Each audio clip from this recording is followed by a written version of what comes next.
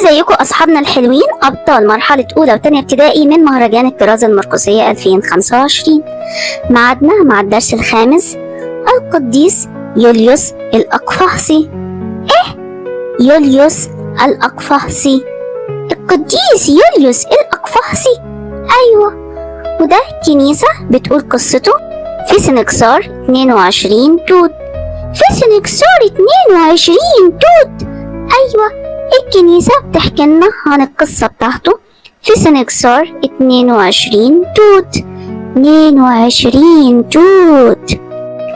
الكنيسة ليها جذور ثابتة قوية، ومن أهم جذورها أبطال حافظوا على إيمان كنيستنا، وبقوة ربنا وحمايته ليهم قدروا يعترفوا بإيمانهم قدام كل الناس، حتى لو ضحوا بحياتهم من أجل إيمانهم. يعني إيه ضحوا بحياتهم من أجل إيمانهم؟ يعني استشهدوا. استشهدوا يعني ضحوا بحياتهم من أجل إيمانهم. أيوة، وكانوا سبب في إيمان ناس كتيرة ودخولهم المسيحية، وده كله بسبب محبتهم الكبيرة لربنا. يعني هم ضحوا بحياتهم بسبب محبتهم الكبيرة لربنا. أيوة، وإحنا أولادهم لازم نعرف قصصهم وكمان نتعلم منها. طب يا ترى إيه قصة القديس الحلو أوي ده يوليوس الأقفاصي اللي بيجي في سنكسار 22 توت؟ القديس ده هو اللي جمع لينا عدد كبير من قصص شهداء كنيستنا القديسين.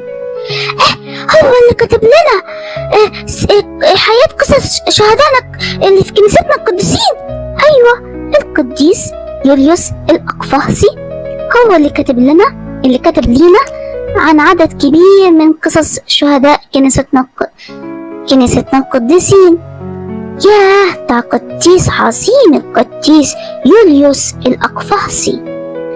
عشان كده كنيستنا بتقول عليه، يعني بتلقبه كاتب سير الشهداء. يعني يا ماما كنيستنا بتقول عليه كاتب سير الشهداء. أيوة، القديس يوليوس الأقفاصي كنيستنا بتلقبه بكاتب سير الشهداء. طب يا ترى ايه قصة القديس يوليوس الأقفاصي؟ قديسنا اتولد من أسرة مسيحية غنية جدا في مدينة اسمها أقفاص. مدينة اسمها ايه؟ أقفاص. أقفاص. ودي فين دي البهنسة في محافظة بني سويف الآن. يعني أقفاص بهنسة في محافظة بني سويف الآن. أيوة، أقفاص هي البهنسة في محافظة بني سويف الآن. علشان كده تسمى يوليوس الأقفاصي. عشان هو من مدينة أقفاص اللي هي بهنسة أقفاص حقيقي. ولما كبر يوليوس راح لمدينة الإسكندرية وسكن هناك في الوقت اللي بدأ فيه دقلديانوس اضطهاد المسيحيين. يعني ساب البهنسة القديس يوليوس وراح الإسكندرية أيام ما كان دقلديانوس بيضطهد المسيحيين. أيوة، وبدأ يوليوس يخدم القديسين اللي كانوا بيستشهدوا. يعني يوليوس بقى يخدم القديسين اللي كانوا بيستشهدوا. أيوة، فكان بيزور المسيحيين في السجن علشان يساعدهم ويشجعهم. يعني هو يوليوس القديس كان بيزور المسيحيين في السجن علشان يساعدهم ويشجعهم. برافو. ولما كانوا بيروحوا علشان يتحاكموا قدام أي والي أو ملك كان بيروح وراهم، ولو لقي أي حد منهم بيتعرض لأي عذابات كان بيعالجه. ايه ده القديس ده عظيم. ما قلنالك ان هو من أسرة مسيحية غنية جدا. كان بيروح وراهم السجن، وكان بيروح وراهم المحاكمة، وأي حد فيهم عنده جراحات وعذابات كان بيعالجها. وكان يوليوس مهتم ان يكون موجود بنفسه في أماكن الاستشهاد. ليه؟ علشان ياخد أجساد آبائنا القديسين ويحملهم بكل كرامة ويبعتهم لبلادهم. يعني كان القديس يوليوس بيكون موجود في نفس أماكن الاستشهاد علشان ياخد أجساد آبائنا القديسين ويحملهم بكل كرامة ويبعتهم لبلادهم. أيوة، كان بيحافظ عليهم في مكان مناسب علشان الناس تاخد بركتهم. ده قديس عظيم القديس يوليوس الأقفاصي ده. ولأنه كان من أسرة غنية فكان بيكلف خدامه اللي كان عددهم 300 خادم. يا القديس يوليوس الأقفاصي كان عنده 300 خادم. أيوة، كان عدد الخدام اللي بيخدموا حوالين القديس يوليوس الأقفاصي 300 خادم.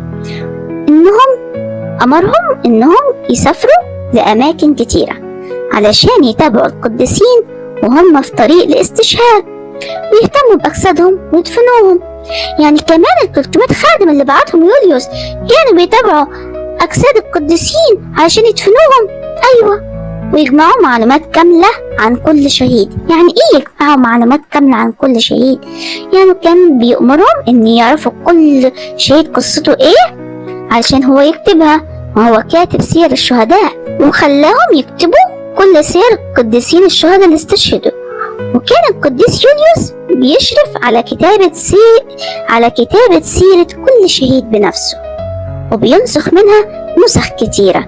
يعني ايه بينسخ منها نسخ كتيرة؟ يعني كان بيكتب مثلا سيرة القديس، مثلا بيجيب سيرة القديس ويكتبها على كذا ورقة، دي اسمها نسخها نسخ كتيرة. زي الطباعة دلوقتي لما نيجي نطبع الورقة كذا صورة، هو نسخ القصة كذا نسخة. طب وليه هو عمل كده؟ علشان قصة الشهيد تنتشر في أماكن كتيرة.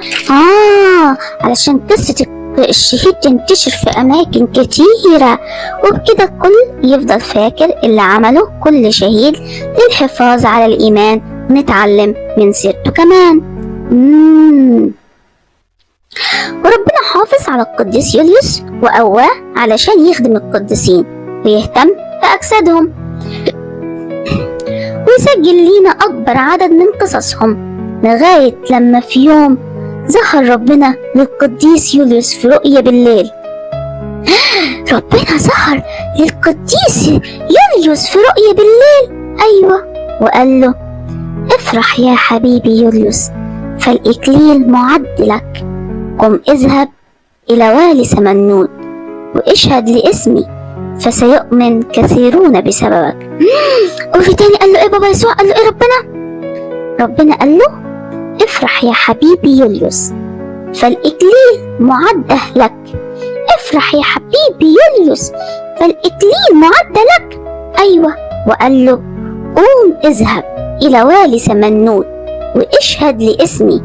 قال له: قوم اذهب إلى والي سمنود واشهد لاسمي. أيوة، فسيؤمن كثيرون بسببك. يعني في ناس كتير هتؤمن بسببه حقيقي. وفعلا راح القديس يوليوس وأعلن إيمانه هناك، وتحمل قدسنا عذابات كتيرة. يعني القديس يوليوس سمع كلام ربنا وراح عند والي سمنود وأعلن إيمانه وتحمل العذابات كتيرة حقيقي. وكان ربنا دايما معاه، وعمل على إيديه معجزات كتيرة، وناس كتيرة أمنت بسبب المعجزات اللي شافوها، منهم حاكم سمنود وغيره كتير. إيه حاكم سمنود آمن. حاكم سمنود بقي مسيحي وآمن بسبب المعجزات اللي شافوها كتير. وفي النهاية استشهد قدسنا، وكنيستنا بتحتفل بعيد استشهاده يوم 22 توت.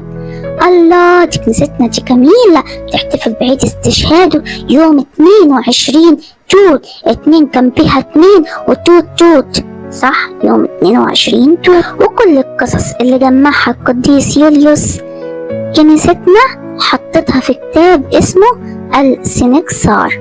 حطتها في كتاب اسمه ايه؟ السنكسار. يعني ايه السنكسار؟ ده كتاب فيه قصص آبائنا الشهداء والقديسين، وكمان تذكارات الأعياد وأيام الأصوام، وبيكون مكتوب بترتيب على حسب أيام السنة القبطية اللي هي تقويم الشهداء. يعني السنكسار ده كتاب بتجمع فيه كل قصص آبائنا الشهداء والقديسين. أيوة، وكمان تذكارات الأعياد وأيام الأصوام، وبيكون مكتوب بترتيب على حسب أيام السنة القبطية، يعني بيكون مكتوب بالترتيب على حسب السنة القبطية اللي هي تقويم الشهداء. أيوة، ولسه لغاية النهاردة بيضاف فيها سير قديسين وشهداء جدد كانوا عايشين وسطينا وعرفوا يشهدوا ربنا بثباتهم على إيمانهم المستقيم قدام كل اللي حواليهم، علشان كلنا نعرف قصصهم ونتعلم منهم، ولأنهم أصحابنا اللي في السماء وإحنا بنتشفع بيهم في صلواتنا وهم بيشفعوا لنا قدام ربنا، ولأن ربنا بيحبنا وبيحبهم بيسمع صلاتنا وصلاتهم عنا وبيفرح بحبنا وصداقتنا لبعض. علشان كده كتابنا المقدس بيوصينا انظروا إلى نهاية سيرتهم فتمثلوا بإيمانهم.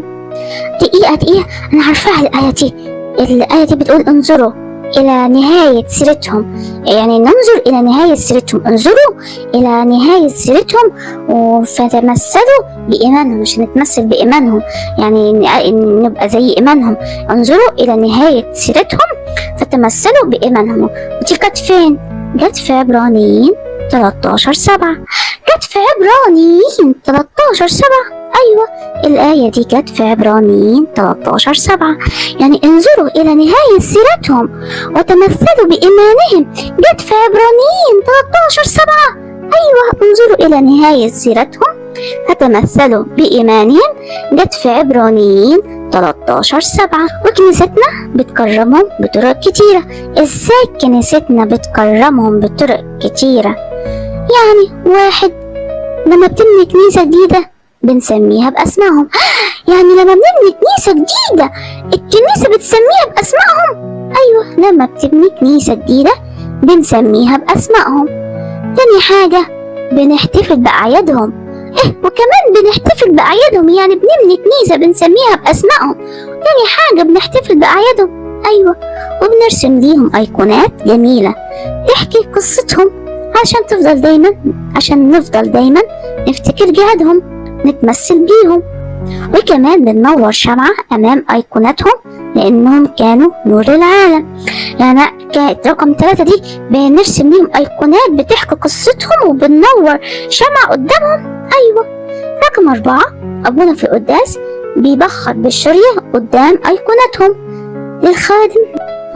وده بيقول لنا إن في شركة صلاة بيننا وبين السماء، فهم بيصلوا عنا ونحن نطلب صلواتهم. يعني الكنيسة بتسمي الكنيسة الجديدة بنسميها بأسماء وبنحتفل بأعيادهم وبنرسم ليهم أيقونات جميلة وننور شمعة قدامهم. وكمان أبونا في القداس بيبخر بالشرية قدامهم. خامس حاجة كمان لما بيترسم آباء كهنة أو آباء رهبان أو راهبات أو مكرسين أو مكرسات بيسميهم أبونا الأسقف بأسماء القديسين والشهداء. يعني احنا لما بنيجي نرسم آباء كهنة أو آباء رهبان أو راهبات أو مكرسين أو مكرسات بيسميهم أبونا الأسقف بأسماء القديسين والشهداء. أيوة، بيسميهم أبونا الأسقف بأسماء القديسين والشهداء. باي باي.